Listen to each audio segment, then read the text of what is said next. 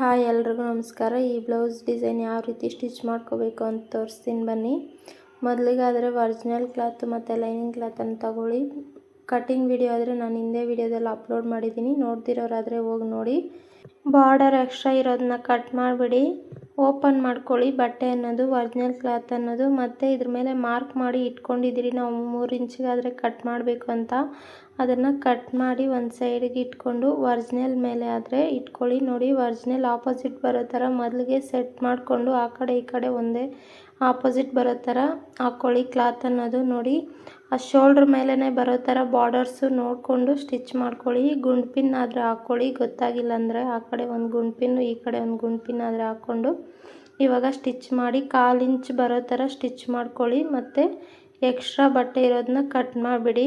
Cut ಮಾಡಿಬಿಟ್ಟು ಅವಾಗ ಗುಂಡು ಪಿನ್ ಓಪನ್ ಮಾಡಿ ಲೈನಿಂಗ್ ಮೇಲೇ ಒಂದು ಸ್ಟಿಚ್ ಬರೋ ಥರ ಒಂದು ಸ್ಟಿಚ್ ಆದರೆ ಮಾಡ್ಕೊಳ್ಳಿ. ಇವಾಗ ಒಳಗಡೆಗಾದರೆ ಫೋಲ್ಡ್ ಮಾಡ್ಕೊಳ್ಳಿ. ನೋಡಿ, ಆ ಥರ ಬರುತ್ತೆ. ಮತ್ತು ಇವಾಗ ಸುತ್ತು ಒಂದು ಎಕ್ಸ್ಟ್ರಾ ಸ್ಟಿಚ್ ಆದರೆ ಲೈನಿಂಗ್ ಮತ್ತು ಒರಿಜಿನಲನ್ನು ಜಾಯಿಂಟ್ ಮಾಡ್ಕೊಳ್ಳಿ. ನೋಡಿ, ಯಾವ ರೀತಿ ಜಾಯಿಂಟ್ ಮಾಡ್ತಾಯಿದ್ದೀನೋ ಅದೇ ರೀತಿ ಜಾಯಿಂಟ್ ಮಾಡ್ಕೊಳ್ಳಿ.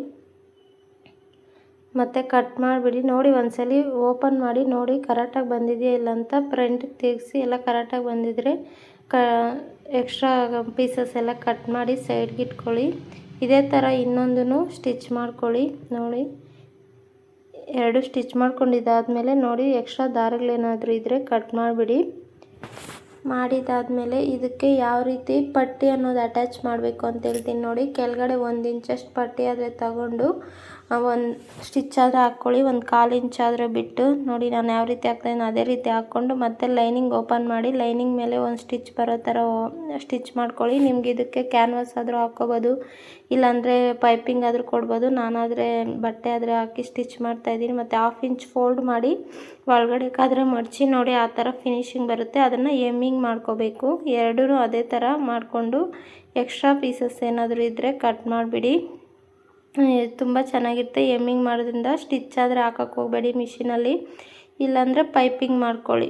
ಮತ್ತು ಇವಾಗ ಉಕ್ಸ್ ಪಟ್ಟಿ ಕಾಜಾ ಪಟ್ಟಿ ಸ್ಟಿಚ್ ಮಾಡೋದು ತೋರಿಸ್ತೀನಿ ಬನ್ನಿ. ಉಕ್ಸ್ ಪಟ್ಟಿ ಆದರೆ 3 ಇಂಚ್ ತಗೊಂಡು ಕಟ್ ಮಾಡ್ಕೊಳ್ಳಿ. ಕಟ್ ಮಾಡಿದ್ದಾದಮೇಲೆ ಕಾಜಾ ಪಟ್ಟಿಗಾದರೆ ಒಂದು 5 ಇಂಚ್ ಇರಲಿ. ಉಕ್ಸ್ ಪಟ್ಟಿ ಯಾವ ರೀತಿ ಸ್ಟಿಚ್ ಮಾಡಬೇಕು ಅಂತ ತೋರಿಸ್ತೀನಿ ಬನ್ನಿ.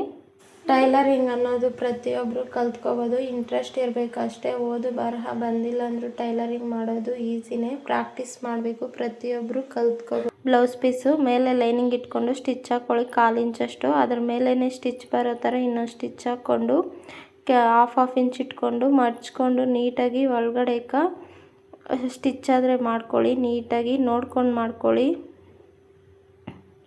ನೋಡಿ, ನಾನು ಯಾವ ರೀತಿ ಸ್ಟ್ರೈಟಾಗಿ ಇಟ್ಕೊಂಡು ಮಾಡ್ತಾಯಿದ್ದೀನೋ ಅದೇ ರೀತಿ ನೋಡಿಕೊಂಡು 1/2 ಇಂಚಷ್ಟು ಇದೆಯಲ್ಲ ಎಕ್ಸ್ಟ್ರಾ ಅದು ಒಳಗಡೆಗೆ ಬರೋ ಥರ ಮಡ್ಚ್ಕೊಂಡು ಸ್ಟಿಚ್ ಆದರೆ ಮಾಡ್ಕೊಳ್ಳಿ. ಇನ್ನು 2 ಇದೇ ಥರ ಮಾಡ್ಕೊಳ್ಳಿ. ನೋಡಿ, ಇವಾಗ ಉಕ್ಸ್ ಪಟ್ಟೆ ಆಯಿತು. ಕಾಜಾ ಪಟ್ಟಿನೂ ಅದೇ ಥರ 5 ಇಂಚಷ್ಟು ಅಗಲ ಬಟ್ಟೆ ತಗೊಂಡು ಲೈನಿಂಗ್ ಕೆಳಗಡೆ ಬರೋ ಥರ ಇಟ್ಕೊಂಡು ಸ್ಟಿಚ್ ಆದರೆ 1/4 ಇಂಚ್ ಇಟ್ಕೊಂಡು ಸ್ಟಿಚ್ ಆದರೆ ಮಾಡ್ಕೊಳ್ಳಿ. ಮತ್ತು ಲೈನಿಂಗ್ ಓಪನ್ ಮಾಡಿಬಿಟ್ಟು ಅದ್ರ ಮೇಲೇ ಒಂದು ಸ್ಟಿಚ್ ಬರೋ ಥರ ನೋಡಿಕೊಂಡು ಸ್ಟಿಚ್ ಮಾಡಿಕೊಂಡು 1/2 ಇಂಚಷ್ಟು ಒಳಗಡೆಗೆ ಮಡಚಿ ಮತ್ತು ಒಂದು ಸ್ಟಿಚ್ ಮಾಡ್ಕೊಳ್ಳಿ. ಸ್ಟಿಚ್ ಮಾಡ್ಕೊಂಡಿದ್ದಾದಮೇಲೆ ಮೇಲೇನೂ 1/2 ಇಂಚಷ್ಟು ಒಳಗಡೆಗೆ ಮಡಚಿ ಸ್ಟಿಚ್ ಮಾಡ್ಕೊಳ್ಳಿ. ಮತ್ತು ಪಕ್ಕದಲ್ಲೇ ಒಂದು 1/4 ಇಂಚಷ್ಟು ಸ್ಟಿಚ್ ಆದರೆ ಎಕ್ಸ್ಟ್ರಾ ಒಂದು ಹಾಕ್ಕೊಳ್ಳಿ. ತುಂಬ ಚೆನ್ನಾಗಿರ್ತದೆ. ನೋಡಿ, 2 ಸಮವಾಗೈತಾ ಇಲ್ಲ ಅಂತ ನೋಡಿಕೊಂಡು ಎಕ್ಸ್ಟ್ರಾ ದಾರ ಏನಾದಿದ್ರೆ ಕಟ್ ಮಾಡಿಬಿಡಿ. ನೋಡಿ ಎಷ್ಟು ಚೆನ್ನಾಗಿ ಬಂದಿದೆ ಅಂತ.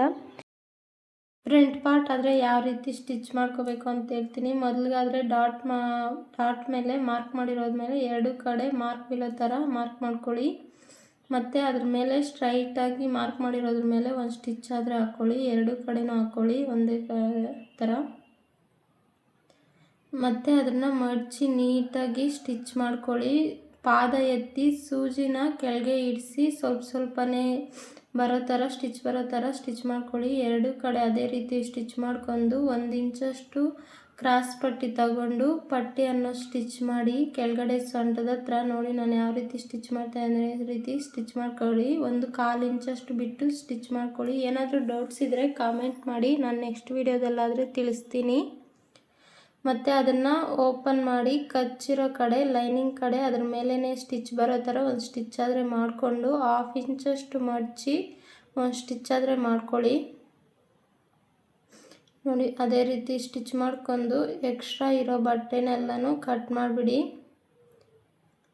ನನ್ನ ವೀಡಿಯೋಸ್ ಇಷ್ಟ ಆದರೆ ಲೈಕ್ ಮಾಡಿ, ನನ್ನ ಚಾನಲ್ ಸಬ್ಸ್ಕ್ರೈಬ್ ಮಾಡ್ಕೊಳ್ಳಿ. ಮತ್ತು ಅದ್ರ ಮೇಲೇ ಒಂದು ಸ್ಟಿಚ್ ಆದರೆ ಹಾಕ್ಕೊಳ್ಳಿ, ಒಂದು 1/4 ಇಂಚು ಮಧ್ಯದಲ್ಲಿ ಒಂಚೂರು ಕಟ್ ಮಾಡಿ. ಅಲ್ಲಿ ಜಾಸ್ತಿ ಕರ್ವಿದೆ, ಅದರಿಂದ ಕಟ್ ಮಾಡೋದ್ರಿಂದ ಶೇಪ್ ಅನ್ನೋದು ನೀಟಾಗಿ ಬರುತ್ತೆ. ನೋಡಿ ಹೇಗೆ ಬಂದಿದೆ ಅಂತ. ಇಷ್ಟ ಆದರೆ ಲೈಕ್ ಮಾಡಿ.